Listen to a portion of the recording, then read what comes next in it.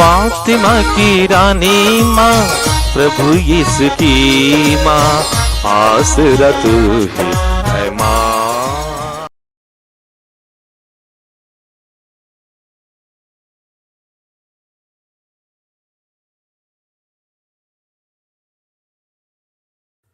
पहला पाठ नबी यिर्मयाह का ग्रंथ, अध्याय 23, पद संख्याएं 5 से 8 तक। प्रभु यह कहता है, वे दिन आ रहे हैं जब मैं दाऊद के लिए एक न्यायी वंशज उत्पन्न करूंगा। वह राजा बनकर बुद्धिमानी से शासन करेगा और अपने देश में न्याय और धार्मिकता बनाए रखेगा। उसके राज्यकाल में यूदा का उद्धार होगा और इस्राएल सुरक्षित रहेगा। उसका नाम रखा जाएगा, प्रभु ही हमारी धार्मिकता है। यह प्रभु का कहना है। वह समय आ रहा है जब लोग फिर यह नहीं कहेंगे, प्रभु की जय। वह इस्राएलियों को मिस्र देश से निकाल लाया है। वे यह कहेंगे, प्रभु की जय। वह इस्राएल के वंशियों को उत्तरी देश से और उन सब देशों से वापस बुलाकर लाया है जहां उसने उन्हें बिखेर दिया था। वे फिर अपनी ही भूमि में बस जाएंगे। प्रभु की वाणी। ईश्वर को धन्यवाद। अनुवाक्य। उनके राज्यकाल में न्याय फलेगा फूलेगा और अपार शांति सदा सर्वदा छाई रहेगी। उनके राज्यकाल में न्याय फलेगा फूलेगा और अपार शांति सदा सर्वदा छाई रहेगी। हे ईश्वर, राजा को अपने न्याय अधिकार, राजपुत्र को अपनी न्यायशीलता प्रदान कर। अनुवाक्य। उनके राज्यकाल में न्याय फलेगा फूलेगा और अपार शांति सदा सर्वदा छाई रहेगी।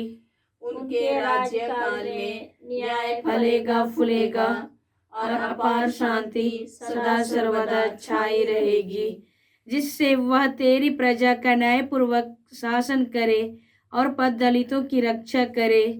वह दुहाई देने वाले दरिद्र और पद दलितों की रक्षा करेंगे। वह निस्सहाय और दरिद्र पर तरस खाकर पद दलितों के प्राण बचाएंगे। अनुवाक्य। उनके राज्यकाल में न्याय फलेगा फूलेगा और अपार शांति सदा सर्वदा छाई रहेगी। उनके राज्यकाल में न्याय फलेगा फूलेगा और अपार शांति सदा सर्वदा छाई रहेगी। प्रभु इस्राएल का ईश्वर धन्य है, उसने अपूर्व कार्य किए हैं। उसका महिमामय नाम सदा सर्वदा धन्य हो। उसकी महिमा पृथ्वी भर में छाए रहे। अनुवाक्य। उनके राज्यकाल में न्याय फलेगा फूलेगा और अपार शांति सदा सर्वदा छाई रहेगी। उनके राज्यकाल में न्याय फलेगा फूलेगा और अपार शांति सदा सर्वदा छाई रहेगी। जय घोष। हालेलुया। इस्राएली वंश के शासक, तूने सीनाई पर्वत पर मूसा को संहिता दी है। तू अपना दाहिना हाथ पसार कर हमें बचाने आने की कृपा कर। हालेलुया। प्रभु आप लोगों के साथ हो और आपकी आत्मा के साथ। संत मत्ती के अनुसार प्रभु यीशु ख्रिस्त का पवित्र सुसमाचार। हे प्रभु, तेरी महिमा हो। अध्याय 1 पद संख्याएं 18 से 24। मसीह का जन्म इस प्रकार हुआ। उसकी माता मरियम की मंगनी योसेफ से हुई थी, परंतु ऐसा हुआ कि उनके एक साथ रहने से पहले ही मरियम पवित्र आत्मा से गर्भवती हो गई। उसका पति योसेफ उसे चुपके से त्याग देने की सोच रहा था, क्योंकि वह धर्मी था और मरियम को बदनाम नहीं करना चाहता था। वह इस पर विचार कर ही रहा था कि उसे स्वप्न में प्रभु का दूत यह कहते हुए दिखाई दिया, हे योसेफ, दाऊद की संतान, अपनी पत्नी मरियम को अपने यहाँ लाने से नहीं डरे, क्योंकि उनके जो गर्भ है पवित्र आत्मा से है।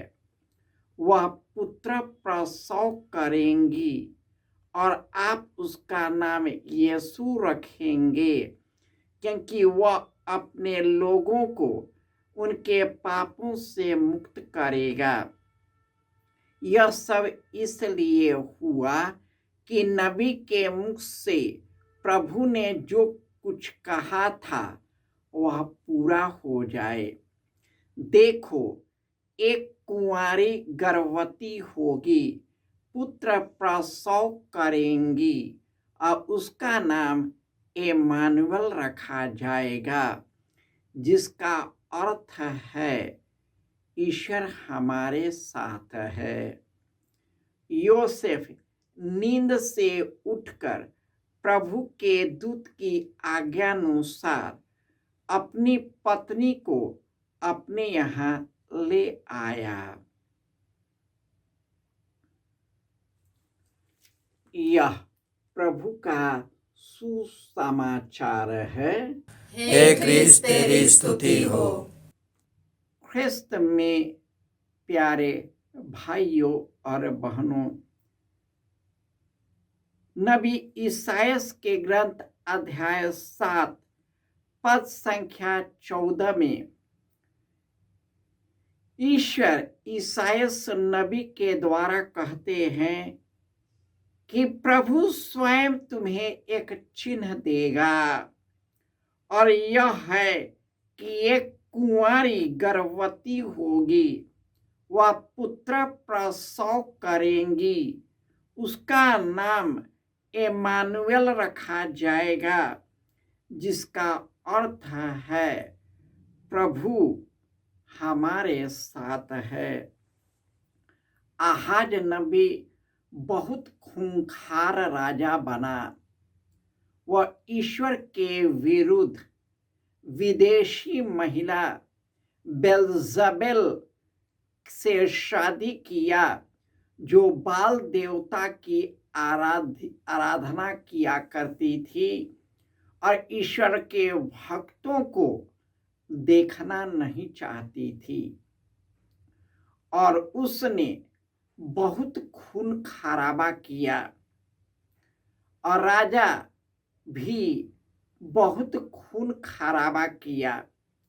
इतना खून खराबे के बावजूद ईश्वर ने दाऊद से जो वचन कहा था, इसी दुष्ट राजा आहाज, जो दाऊद का परपोता था, ईश्वर के मार्ग से भटक गया था, यह चिन्ह उन्हें प्रकट किया। और वचन पहला पाठ बोलता है कि ईश्वर सदा सर्वदा निवास करता है। वह एक चिन्ह देगा, एक ऐसे राजा को जन्म देगा जो यूदा और इस्राएल को सुरक्षित रखेगा। वह सर्वत्र धार्मिकता उत्पन्न करेगा। वह न्याय से लोगों का शासन करेगा और उसकी न्याय सदा सर्वदा बना रहेगा।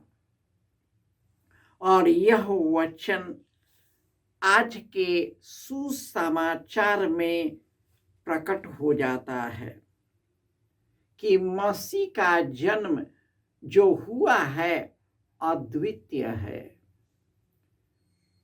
प्रभु यीशु जो संसार की सृष्टि से पहले विद्यमान है, उन्हीं के द्वारा स्वर्ग और पृथ्वी बनाया गया है। स्वर्ग में जो कुछ है, पृथ्वी पर जो कुछ है, समुद्र और पहाड़ पर्वत और पठारों में जो कुछ है, सब यीशु के द्वारा बनाया गया है।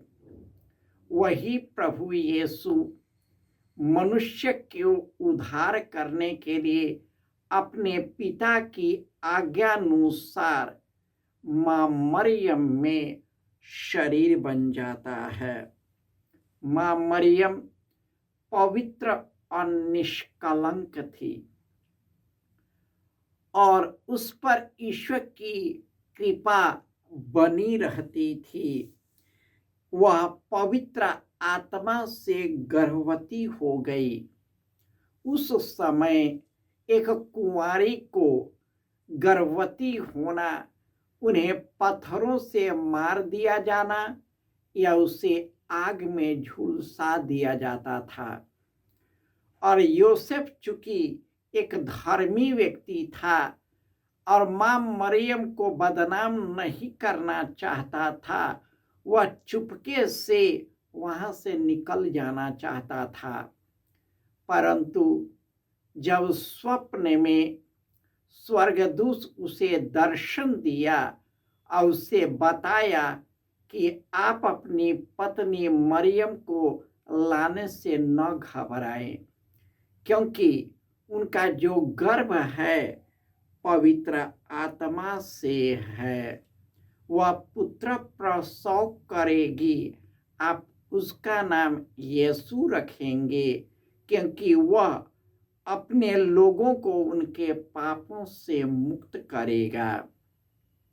इस तरह नबियों और जो भी परंपराओं के द्वारा ईश्वर ने जो कुछ कहा था, यीशु में पूरा हो गया है। हम यीशु के आगमन के तीसरे सप्ताह में प्रवेश कर गए हैं। हम अपने हृदय को, आत्मा को, मन को मां मरियम के जैसे पवित्र बनाए रखे, ताकि प्रभु यीशु हमारे स्वच्छ हृदय में, निर्मल हृदय में जन्म ले, ताकि हम सभी ईश्वर के प्रेम, करुणा, दया, क्षमाशीलता से भर जाए और यही संदेश एक दूसरे को देते रहे और यीशु की घोषणा करे, उनके न्याय की घोषणा करे, ताकि सारी दुनिया में न्याय फले फूले, अपार सुख शांति सदा सर्वदा बनी रहे। जय यीशु।